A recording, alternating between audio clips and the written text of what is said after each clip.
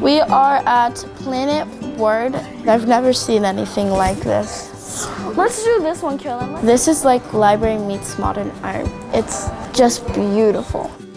So tell me about learning how to read. Some words are hard to read. I'm Emily Hanford. I am the journalist in residence at Planet Word. I'm host of the Sold a Story podcast. And I was in the midst of doing this reporting about reading and how hard it is for some people. And I just thought, well, that should be a part of the museum. Like, how do we become readers? She came to us, and we leapt at that opportunity. I know we have people from all over the country. I think we have Wisconsin, Arkansas, Pennsylvania, Tennessee.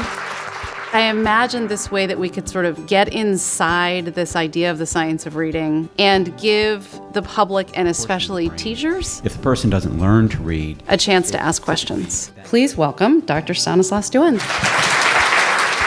We began the series with researchers. Because you've learned to read, you are processing spoken language better. Literacy and the brain has to make a new circuit.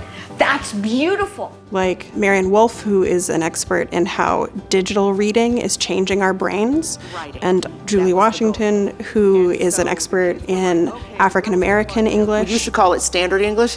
That assumes that other versions are non-standard. They're not.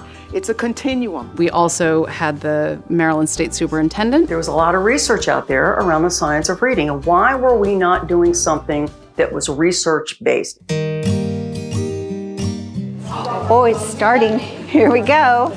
You're standing in front of about 1,000 words. So having Emily and these speakers allowed us to become a hub about literacy instruction, best practices.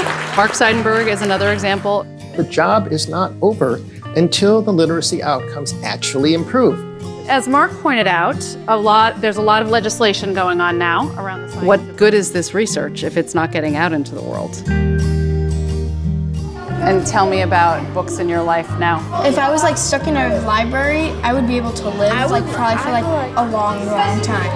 Nice. Something I really admire about Emily's work, literacy is complicated, and she addresses that in a head-on fashion. Emily has shown the kind of courage it takes to seek out the truth. My question now is about teacher retention. There's a lot for researchers to learn from teachers, and I'm trying to move in that direction in my own work, and I'd like to be able to move in that direction in this speaker series. I do want you to know I moved my baby shower to be here. And